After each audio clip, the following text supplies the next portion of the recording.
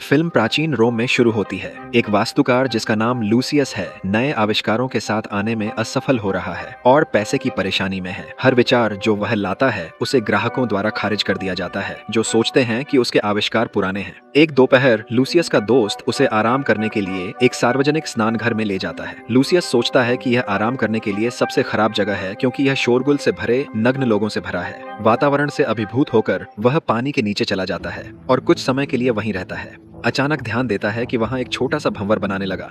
Bathtub के विपरीत सिरे पर। हैरानी में वह उसका पता लगाने जाता है परंतु एक प्रबल प्रवाह द्वारा खींच लिया जाता है। कुछ ही पलों में लूसियस एक गुफा जैसी जगह पर पहुंच जाता है। सांस लेने में मुश्किल कर रहा होता है। वह सतह तक आने की अथक प्रयास करता है और अंत में सफल होता है, परंतु चकित होता है कि वह अब रोम के स्नान गृह में नहीं है। सच में वह एक आधुनिक जापानी स्नान गृह में होता है जहां बुजुर्ग उसे निर्वस्त्र देख चकित होते हैं। वास्तुविद अज्ञात रूप से समय यात्रा कर आधुनिक जापान में प्रवेश कर चुका होता है।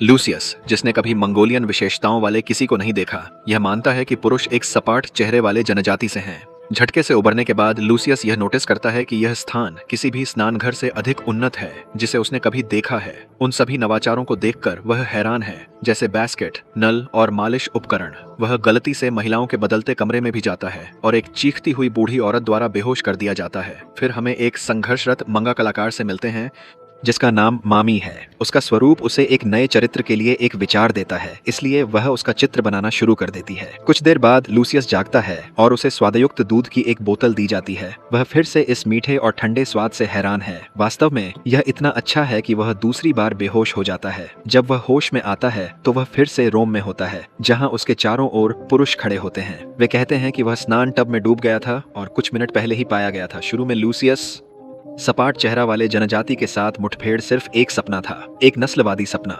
लेकिन फिर वह अपने पास खाली दूध की बोतल देखता है। दृश्य 2 महीने आगे कट जाता है। लूसियस ने स्नानघर के मालिक को अपने आविष्कार प्रस्तावित किए और इसे अधिक उन्नत बना दिया। लोग उसकी रचनात्मकता की सराहना करते हैं और इससे उसे बहुत पैसा मिलता है। वे अब बास्केट, मालिश कक्ष और यहाँ तक कि मीठे दूध का उपयोग अपने स्नानघर के अनुभव को बढ़ाने के लिए करते हैं। जब एक बूढ़ा आदमी स्नान टब में होता है तो वह चाहता है कि उसके घर में भी एक स्नानघर हो। जब लूसियस इसे संभव बनाने के तरीके के बारे में सोच रहा है, वह फिर से एक धारा द्वारा खींच लिया जाता है और एक स्नान टब में पहुंचता है।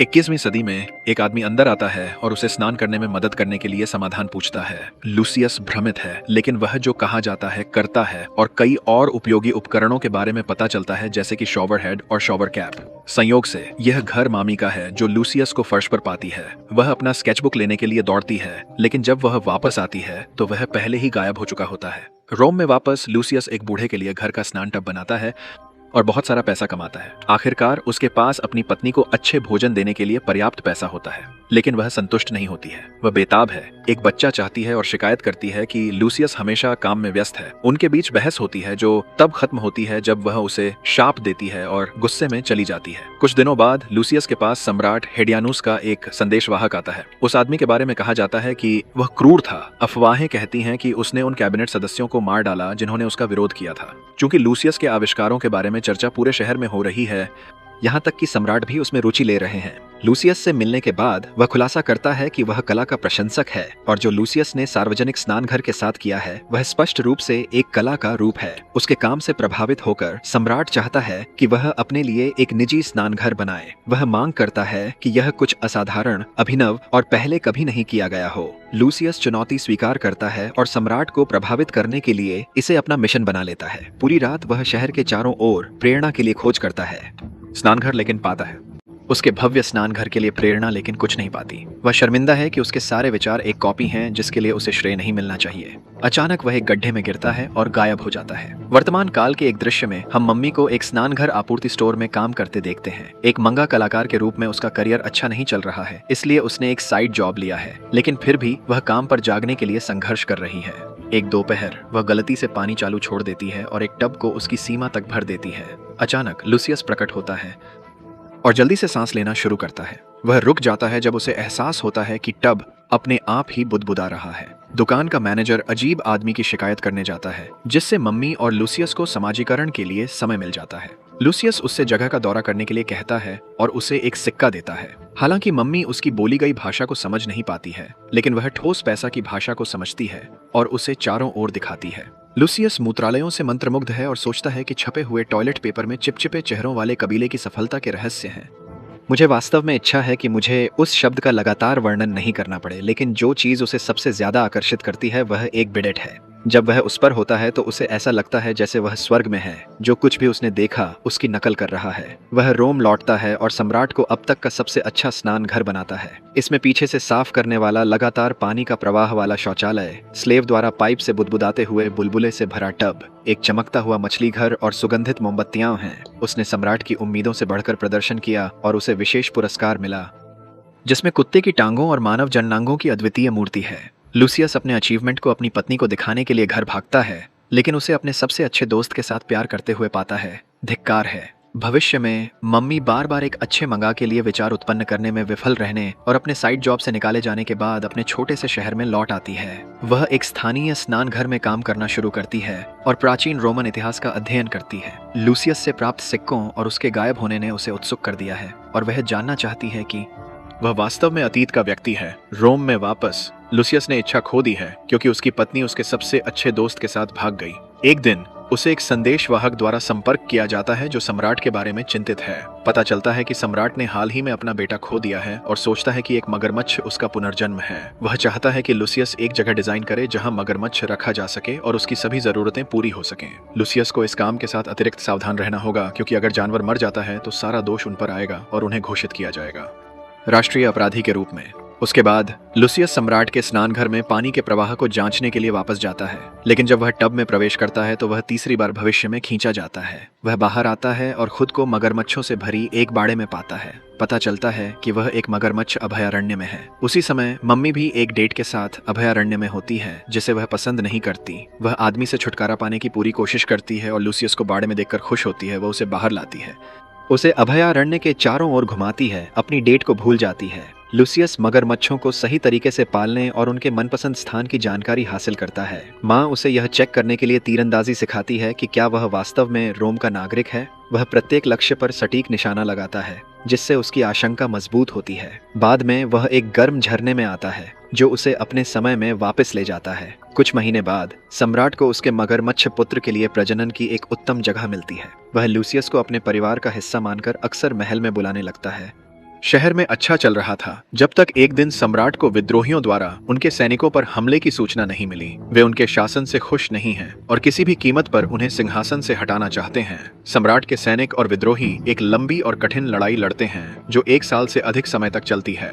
अब तक सम्राट वृद्ध हो चुका है और सेवानिवृत्त होने के लिए तैयार है। वह सिंहासन अपने भतीजे सियोनियस को सौंपने की योजना बनाता है। सम्राट बनने के बाद सियोनियस का पहला प्रोजेक्ट एक नया स्नानघर बनाना होगा, इसलिए सम्राट चाहते हैं कि लूसियस उनके भतीजे की परियोजना में मदद करे। यह लूसियस के लिए एक समस्या है क्योंकि उनके सिद्धांत सियोनियस से मेल नहीं खाते।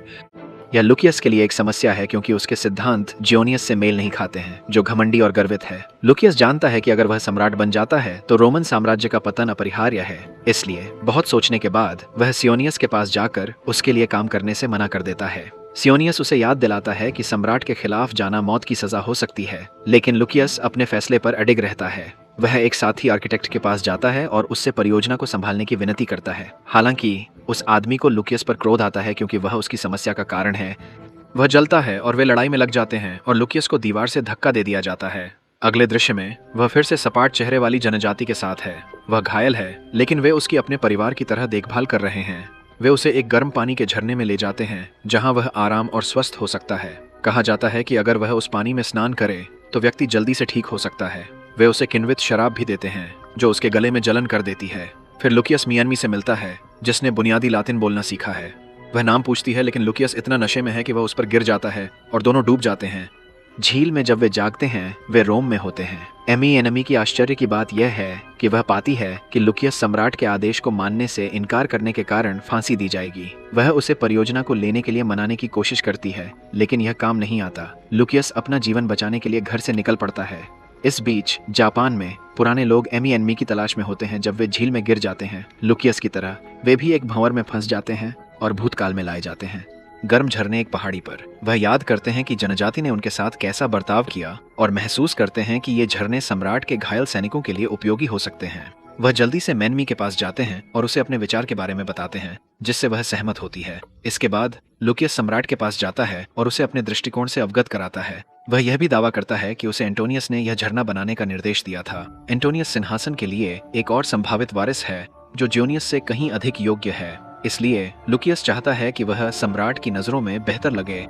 इस झरने को बनाने की अनुमति मिलने के बाद लुकियस, एमी और जनजाति काम पर लग जाते हैं। कुछ ही घंटों के भीतर वे पहली झोपड़ी बना देते हैं। धीरे धीरे कई घर झरने के चारों ओर बन जाते हैं और वे सैनिकों के आराम का बिंदु बन जाते हैं। जनजाति घायल सैनिकों की देखभाल करती है और उन्हें तेजी से ठीक करने में मदद करती है। वे आधुनिक दवाओं का ज्ञान भी उपयोग में लाते हैं। कुछ महीनों बाद सैनिक विद्रोहियों के खिलाफ युद्ध जीत जाते हैं। वे पीने और नाचने का जश्न मनाते हैं। लुसियस और एमी अकेले में बैठकर लंबे समय तक बात करते हैं। उन्होंने एक दूसरे के लिए भावनाएं विकसित कर ली हैं।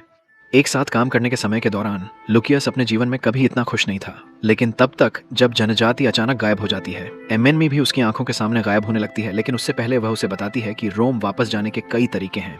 एक अन्य दृश्य में सम्राट एंटोनियस को अपना सलाहकार बनाता है। लुकियस को भी नागरिकों के सामने युद्ध में दिखाए गए साहस के लिए सम्मानित किया जाता है। लोग मान्यता देते हैं कि उसके बिना वे कभी नहीं जीतते। इस बीच मैनमी ने एक नया जीवन शुरू किया है। भविष्य में एक दिन जब वह शहर में घूम रही होती है, तब वह लुकियस को एक तालाब से बाहर निकलते हुए देखती है।